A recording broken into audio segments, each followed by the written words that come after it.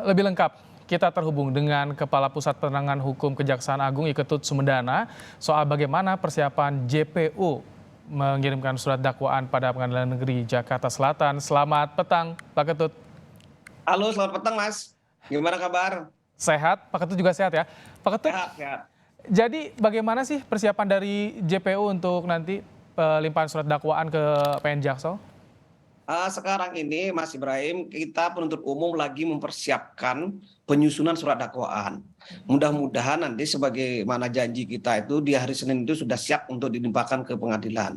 Artinya apa? Tim lagi menyusun surat dakwaan secara cermat, ya, secara lengkap agar tidak terjadi hal yang tidak kita inginkan di persidangan seperti itu, Mas. Biasanya untuk menyusun surat dakwaan itu apa saja sih, Pak Ketut, yang jadi pertimbangan dari JPU? Oh tentu karena ini kan perkara yang banyak menarik perhatian masyarakat ya, di samping pelakunya juga banyak ya.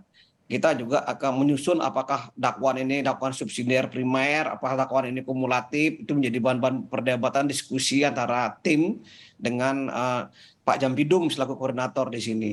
Nah, itu yang juga memakan waktu ya. Nah, di samping itu juga sebenarnya kita juga mulai membuat rencana dakwaan ketika kita melakukan satu penelitian berkas perkara untuk membangun konstruksi hukum daripada surat dakwaan itu sendiri, Mas. Ini kan kalau dari penegak hukum, polisi sudah selesai ya wewenang untuk tahap penegakan hukumnya nih. Sekarang giliran kejaksaan sebelum ke majelis hakim. Bagaimana nanti kejaksaan meyakinkan publik agar dakwaan yang dibuat ini berkeadilan untuk semua pihak, Pak Ketut? Begini Mas, jadi saya ralat sedikit, kalau kita itu sejak awal penyidikan, sudah dimulainya penyidikan, itu ada namanya SPDP, kita sudah mulai melakukan monitoring terhadap perkembangan perkara ini. Jadi dari penyidikan pun kita sudah mulai monitoring. Jadi kerjanya jaksa itu mulai dari penyidik sampai ke akhirnya eksekusi putusan pengadilan. Akhirnya dari hulu sampai ke hilir jaksa itu tetap terlibat di dalamnya. Nah, untuk tadi bahwa dikatakan bagaimana cara untuk ekspektasi publik, khusus perkara FS bahkan kita lakukan dakwaan berlapis, yaitu dakwaan kumulatif namanya, yaitu mendakwa untuk dakwaan pertama itu adalah primernya adalah 340, subsidiarnya ada 338 dan ya kedua adalah primernya adalah pasal undang-undang IT dan subsidiarnya adalah undang-undang KUHP tentang obstruction of justice. Jadi dengan demikian saya pikir sih nggak ada keraguan lagi seharusnya dari publik karena kita mencontohkan pasal-pasal yang cukup berat ancamannya khusus ke 340 dan 338-nya. Itu ancaman hukuman mati itu Mas Ibrahim. Baik, ini yang menjadi ditunggu publik tentunya. Pak Ketut, juga nanti bagaimana sih sebetulnya ketika pelimpahan dari kejaksaan kepada pengadilan, kepada majelis hakim, apakah berkas dan juga tersangka juga seperti kemarin ada dilimpahkan juga? Begini, mekanisme pelimpahannya itulah yang dilimpahkan itu adalah berkas perkara, barang bukti, dan surat dakwaan. Mengenai dakwanya nanti tetap pada penahanan, karena yang berhak menghadirkan terdakwa di persidangan itu adalah penuntut umum nanti, yang punya kewajiban menghadirkan mereka setiap kali di persidangan penuntut umum terbaik juga terhadap saksinya. Jadi untuk sementara sampai perkara ini putus ingkrah nanti penitipan penahanan itu masih kita lakukan di Mabes Polri dan di Makobrimob serta Bu PC sendiri ada di Rutan Kejaksaan Agung. Oke, ini kan rencananya hari Senin akan diserahkan surat dakwaan kepada pengadilan. Biasanya berapa lama sih Pak Ketut sampai dengan jadwal persidangan ditentukan itu? Biasanya dalam waktu 3-7 hari sudah ada jadwal sidang, penentuan hari sidang. Jadi kurang lebih pertengahan bulan ini sudah digelar sidang itu. Masyarakat tinggal menunggu, menyaksikan kita melaksanakan sidang secara transparan, terbuka, yang mudah-mudahan berkeadilan bermanfaat bagi masyarakat seperti itu. Oke. Digelar di Pengadilan Negeri Jakarta Selatan tanpa dipindahkan ruang sidangnya, Pak Ketut. Jadi nanti siapa saja yang bisa dihadirkan dalam persidangan, termasuk soal saksi-saksi ini Pak Ketut yang jadi pertanyaan. Tentu saja begini, kalau untuk siapa-siapa saja itu kita sudah mempunyai daftar saksi, daftar ahli yang akan kita sidangkan ya. Saya tidak boleh menyampaikan siapa saksinya kan demi keamanan proses persidangan dan demi strategi persidangan nanti ke depannya. Tentu ahli ya, saksi-saksi dalam berkas perkara dan barang bukti ya, dan semua alat bukti yang ada dalam suatu berkas perkara memungkinkan untuk dihadirkan di persidangan seperti itu. kalau yang di luar berkas, misalkan ada saksi tambahan di tengah-tengah persidangan, apakah itu bisa juga dihadirkan atau bagaimana secara aturannya, secara undang-undangnya?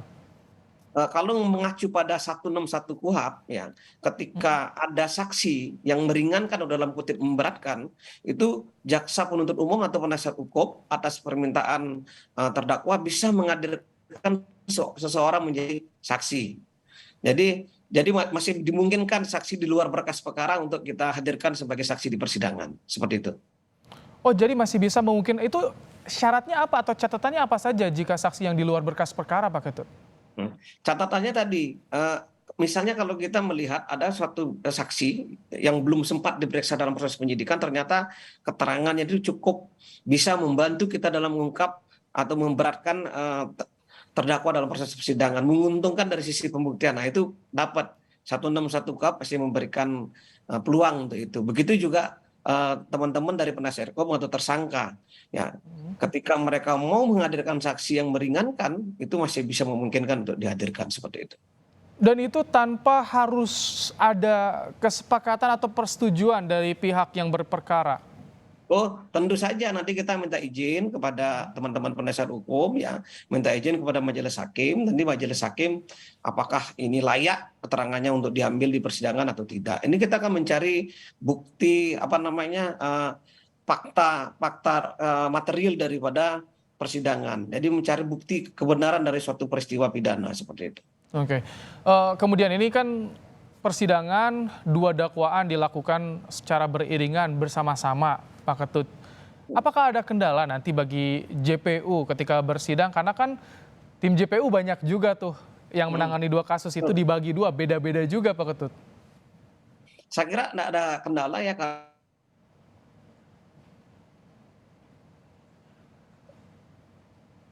Saudara, tampaknya sambungan audiovisual kami bersama dengan Ketut Sumedana, Kapus Penkum Kejaksaan Agung, sedikit mengalami gangguan. Kami akan coba untuk memperbaiki sambungan virtual kami dengan Kapus Penkum Kejaksaan Agung, tapi seperti yang tadi disampaikan, saat ini masih sesuai dengan jadwal atau target yang sudah disampaikan, yakni di hari Senin, pelimpahan surat dakwaan akan dilakukan oleh jaksa penuntut umum kepada majelis hakim, dan tadi biasanya juga disebutkan bahwa ada 3-7 hari pasca pelimpahan berkas jadwal persidangan ini akan ditentukan, dan sidang diperkirakan akan digelar pada pertengahan Oktober 2022.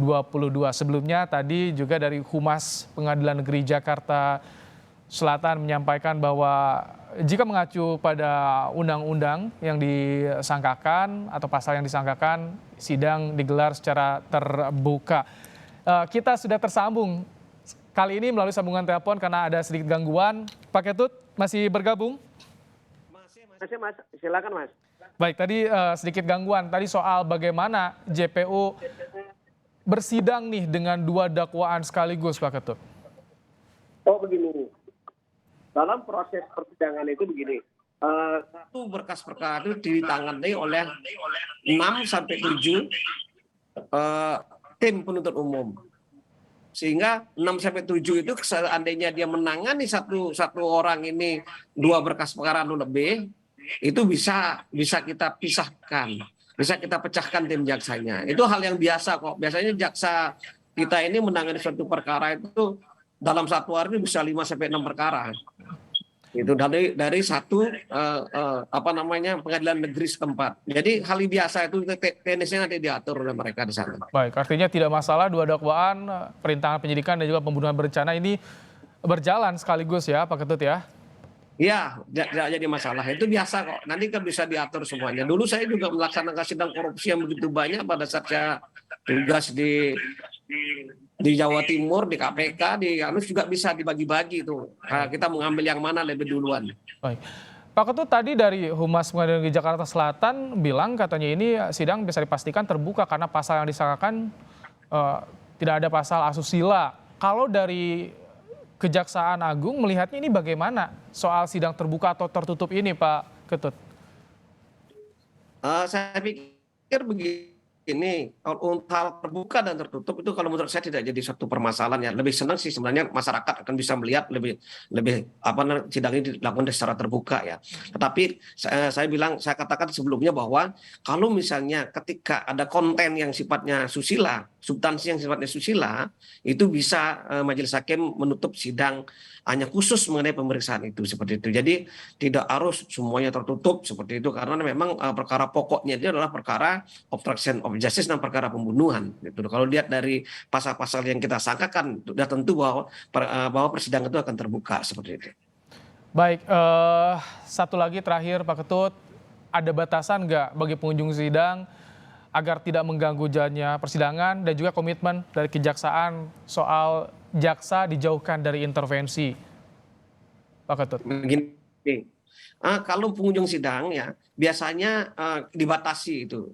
Kenapa dibatasi? Karena kan jumlahnya sepatnya juga tidak terlalu banyak, sehingga biasanya disiasati di depan itu dia adakan layar lebar untuk ditonton bisa di luar. Itu pun juga jumlahnya terbatas. Jadi nggak semua masyarakat bisa menonton banyak sana karena demi faktor keamanan juga biasanya kan sudah sering kita melakukan sidang-sidang yang menarik perhatian seperti ini.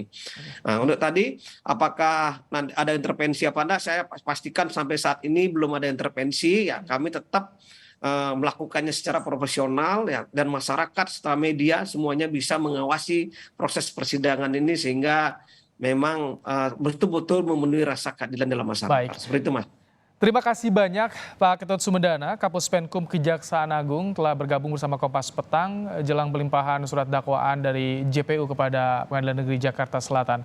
Terima kasih Pak Ketut.